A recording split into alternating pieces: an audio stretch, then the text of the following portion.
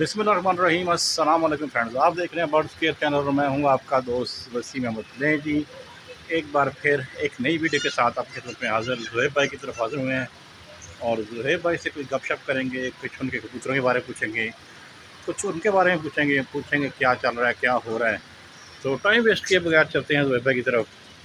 Check करें जी, ज़ुहैब भाई ने कुछ कबूतर भी रखे हुए हैं, कुछ मुर्गी का शौक भी कर रहे हैं। तो शौक अपना अपना भी, लेट्स सी क्या होते हैं, क्या करते हैं। चलते हैं ज़ुहैब भाई की तरफ। जी ज़ुहैब भाई अस्सलाम वालेकुम। वालेकुम अस्सलाम सर, क्या हाल है? जी ज़ुहैब भाई खैरियत, आप सुनाएं कैसे हैं? शुक्र अल्लाह का। ज़ुहैब भाई क्या चल रहा है? मौसम तो काफ़ी बेहतर हो गया है, अब थोड़ी गैर बनी हुई है। आपके पीछे बड़ा खूबसूरत एक दरख्त है, दरख्त किस चीज़ का है? पता नहीं यार किस चीज़ का, इससे बस सीज़न में जो है ना रुई सी उड़ती रहती है। वो फूल से लगते हैं, अच्छा। फूल पकते हैं, उसके अंदर ना वो छोटे छोटे बीच में एक दाना सा होता है, काला सा? हाँ काला सा दाना होता है और वाइट सी होती है, गोल सी रुई सी उड़ती रहती है बस। अच्छा अच्छा अच्छा अच्छा, पता नहीं किस चीज़ का दरख्त है। सही, इसने वक्ता डाला हुआ मुझे। क्यों? यार इसके ऊपर दरख्त पहले चीलों ने घोंसला बनाया हुआ था। अच्छा। और उनका जो मोटरवे पे होता है ना क़याम व ताम, उनका यहाँ पे होता है। अच्छा अच्छा अच्छा। पूरे इलाके में खज्जल होके आएंगी, यहाँ स्टे करेंगी, रेस्ट करके फ्रेश होके फिर घर जाएंगी। अच्छा अच्छा अच्छा। अल्लाह के बंदे, यहाँ से चीलें भगाई। सही। ठीक है, उनके बच्चे निकले थे, जैसे बच्चे बड़े हुए दोबारा अंडे देने से उनको कहा अवॉइड करें, जरा कहीं और जाएं। सही। वो जैसे ही यहाँ से टेक ऑफ हुई, यहाँ पे आके कौवा ने घोंसला बना लिया। अच्छा। घोंसला क्या बनाया, उसी जगह पे आके कब्जा कर लिया। वो तो ऐसे कौवा फिर भी रहा पीछे दाएं बाएं, वो ये मेरे लिए ही फिर रहा है कि आगे पीछे हो तो मैं घुसूँ इसके अंदर। अच्छा। तो इनको भगाया। अब कौवे तो खैर ढीठ है, यूँ मार के उड़ाओ, जैसे ही आगे वापस बैठो फिर आगे वहीं बैठ जाते हैं, फिर कहें कहें करके पूछते हैं फिर आएगा। अच्छा, बड़ा जूसू चल रहा है, कर ले कर लिफ्ट ही कोई नहीं ज़ुहैब भाई। थानू देना ही नहीं ठीक है ज़ुहैब भाई, सही है, छा गए आप तो। मर्जी है आपकी जनाब। पी नहीं रहे सर, मैं क्या करूं? हाँ ऐसा ही है, सही। मैंने असल में पहले पी लिया भाइयों, ये ना समझिएगा कि ज़ुहैब भाई पक्के पक्के ऐसे कह रहे हैं। बड़े मेहमान नवाज हैं और बड़े अच्छे भाई हैं।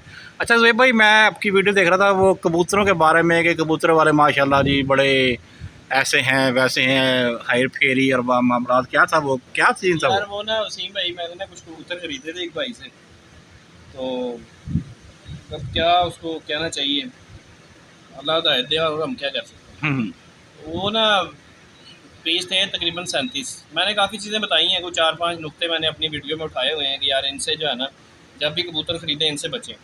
मैंने गलती की उसमें, मैंने सबसे पहला तो भरोसा जो है ना, मैंने जो इस पूरे मतलब डील से सीखा है ना, वो ये सीखा है कि कबूतरबाज पे भरोसा नहीं करना।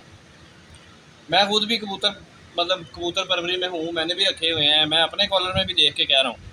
अच्छा। ठीक है, तुसी तो शायद नहीं है इस फील्ड में लेकिन जितने भी भाई हैं ना, मुझे सब मतलब अपने इलाके का तो सबका पता है, बाहर भी अक्सर मुलाकातें होती रहती हैं, लेकिन मैं फिर भी कह रहा हूँ कि कबूतरबाज में भरोसा नहीं कर सकते आप। और नीयत फिरते वक्त ही नहीं लगता यार, किसके पीछे नीयत फिर जाती है, एक परिंदे के पीछे। ये अपने खैर अपने भी सांस का कोई एतबार नहीं है, लेकिन वो तो फिर पाओ आधे पाओ का परिंदा है यार, उसके पीछे आप लोग आंखें बदीद कर लेते हैं। उस भाई ने जनाब मुझे रात में परिंदे दिए, अपनी मर्जी से उसने बर्ड डाल दिए बीच में, जो उसने मुझे दिखाए वो उसने दिए ही नहीं। अच्छा। बस मेरी गलती ये थी कि मैं भी उस दिन भी इसी तरह बस बोतल पी रहा था और पीछे होके बैठा हुआ था। वो ही अंदर गया, उसी ने पहले उसने मुझे कहा जी मैंने सारे बर्ड सेल करने। जब मैं उसके घर देखने गया, लेने गया, उस वक्त उसने जनाब सिलेक्शन कर दी कि भाई ये 8-10 जोड़े इस तरफ हैं, ये नहीं सेल करने, ये वाले करने हैं। मैंने कहा ये के बाद देने सारे दे। तो उसने कहा जी एक तो सारे पीस भी तकरीबन 60 हो जाएंगे। मैं भी वहाँ पे ढीला पड़ गया, मैंने कहा यार इतने तो पैसे भी नहीं है, 36-37-40 पीस थे। मैंने कहा चलो इनका सौदा मार लेंगे। उसके साथ मैंने उस दिन डील की, मैं वापस आ गया, उसको मैंने कुछ टोकन भेज दिया। उसके बाद जनाब जब मैं दोबारा लेने गया, उसे मैंने सुबह कॉल की, उसने मुझे शाम को बुलाया, शाम भी करते करते रात हो गई।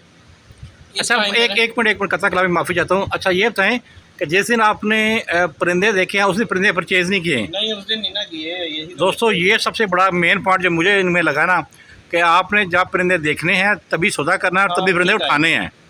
ये मैंने जो अपनी वीडियो लगाई, मैंने उसमें 5 नुकते हाईलाइट किए हैं। नंबर 1, ट्रस्ट नहीं करना। अच्छा। नंबर 2, परिंदे आपने लेने हैं, जिस वक्त लेने हैं उसी टाइम सौदा करना। सही। नंबर 3, अपने हाथों से पकड़ के एक एक परिंदा चेक करके, चाहे 100 बर्ड भी ले रहे हैं ना, फ्री होके जाएं टाइम निकाल के। आपने पैसे लगाने हैं भाई, अगले को नहीं टेंशन होती। वो आके बैठ गया, वो देख मेहमान आ गया आपका घर, मेहमान आ रहे हैं यानी कि मेहमान जा रहे हैं? चला गया, वो फिर आ जाएगा। बहरहाल तीसरी चीज़, अपने हाथ से परिंदे पकड़ें, सारे चेक करें, तसल्ली करें, फिर उनको डब्बे में खुद डालें। सही। ठीक है, उसके बाद जैसे ही डील होती है आपकी, उसी टाइम बर्ड ख़रीद लें। ये ना करें कि आप रेट तय करके निकल आए मेरी तरह और बाद में दोबारा के मेरे साथ नहीं, एक और भाई मेरे साथ थोड़े दिन पहले आया था, मैंने उसे कबूतर दिए थे, वो भी मुझे यही चीज़ रिपीट कर रहा था। मैंने नहीं उसे बताया कि मेरे साथ भी हाथ हुआ हुआ। वो भी कहता है मैंने तो जोड़े पोल वाली साइड से एक बंदे से 40 कबूतर डन किए, 2 जोड़े उसके अंदर मुझे पसंद आए थे, इसके पीछे मैंने 40 कबूतर उठाए। और जब मैं दोबारा लेने गया एक चीज़ डन करके रेट शेट करके टोकन करके बयाना करके मैं उसे दिया है, दोबारा लेने गया तो वो 2 जोड़े बीच में थे ही नहीं। वो 2 थे ही जिसके साथ 40 पीस लिए थे इसकी उन्होंने। वजह से वो 40 पीस ले रहा था। बाद फिर में उस बंदे ने कहा था यार वो किसे रह गए जी, उन्होंने चुकाते ने, कहता मैं 50% ज़्यादा पेमेंट कर चुका हुआ था। बाद में मुझे कहता जी मैं बाद पेमेंट दे देंगे, बाद ये किसी और साइड पे जा रहा है, तो अच्छा नहीं है मामला ना। अच्छा, ये तो हो गई 3 बातें। चौथी बात, चौथा पॉइंट।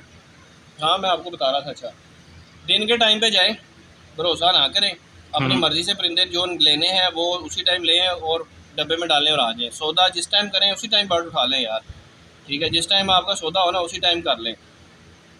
परिंदे मेरे पास जब आए थे ना बीच में, वो जो गलती मैंने की कि मैंने खुद नहीं डाले बर्ड उसके अंदर, तो वो भाई ने खुद ही गिनती की है, खुद ही डब्बे में डाल दिए। अब उसमें हुआ ये कि जब मैंने घर ला के खोले तो वसीम भाई यकीन करें कि ये तो फिर बहुत बड़ा जिन है। उधर वो चूज़ा फिर रहा है, इतनी सी हड्डी, इतनी हड्डी के बच्चे जिनको मैंने यूँ बाहर छोड़ा तो उन बेचारों से उड़ के दीवार पे नहीं बैठा गया। और वो सेल्फ बच्चे थे, खुद खाते थे, ये नहीं कि छोटे बच्चे थे। अच्छा। सेल्फ बच्चे खुद खाते थे यार, उनकी जान ही नहीं थी। इतने जैसे आम की गुठली निकलती है ना, वो भी लंबी होती है ज़रा, वो भी छोटी अम्बी जैसे थे बेचारे। वो उतने थे, 3-4 वो निकल आए, 3-4 मादियाँ निकल आई जिनकी हड्डियाँ ही टोटल इतनी थी, जो किसी काम की नहीं थी, वो भी बेकार गई। 4-5 पीस, 6-7 पीस तकरीबन ये ज़ाया हो गए। एक मादी अभी भी ऊपर पड़ी हुई है, उड़ नहीं सकती, उसका ये गुट फारग है, ना वो बिकने जोगी है ना वो ब्रीड जोगी है, किसी जोगी नहीं है, हड्डी उसकी भी इतनी सी है। एक और फीमेल ऊपर पड़ी हुई है, उसको भी लकवा हुआ, यूँ पूरी गर्दन ही घुमा लेती है। लकवा खैर उसका बेहतर हो गया काफ़ी, लेकिन बहरहाल इस तरह करके वो दूसरे पीस ही मैंने सेल कर दिए थे जो मैं लाया था उससे।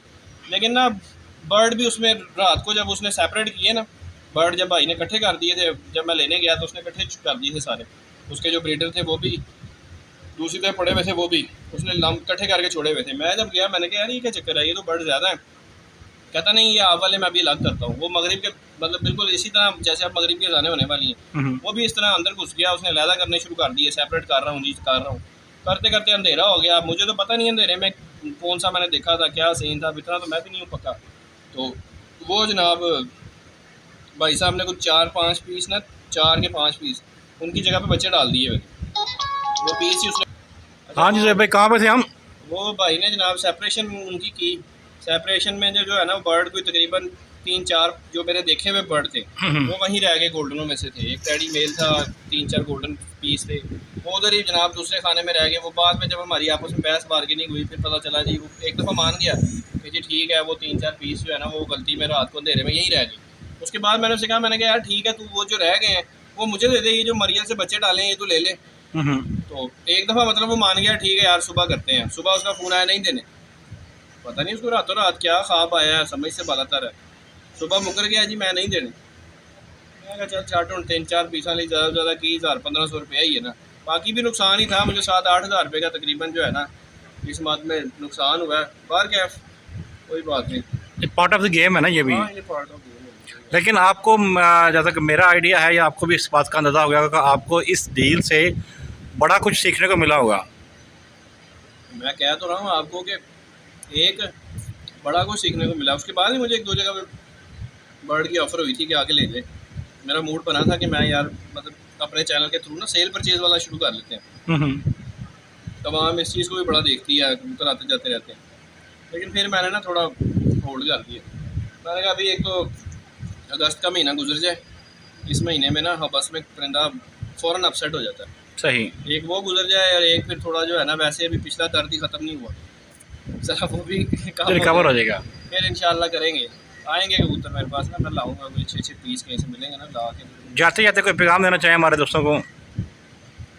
पैगाम सर ईद के हवाले से थोड़ा सा मैं दे देता हूँ कि आपकी बड़ी मेहरबानी होगी, बुरा ना मनाइएगा मेरी बात का। और मैंने बड़े इन दिनों में डीप फ्रीज़र और फ्रीज़र सेल होते देखे हैं, अक्सर बाहर आना जाना हो ना, गुज़श्ता 1 हफ़्ते की बात आपको बता रहा हूँ, फ्रीज़र आ रहे होते हैं जा रहे होते हैं, वो पैगाम तो खुला दे रहे होते हैं कि ईद आ गई है, जिसने कुर्बानी करनी है उसने बकरे के 4 पीस करने हैं और ठक फ्रीज़।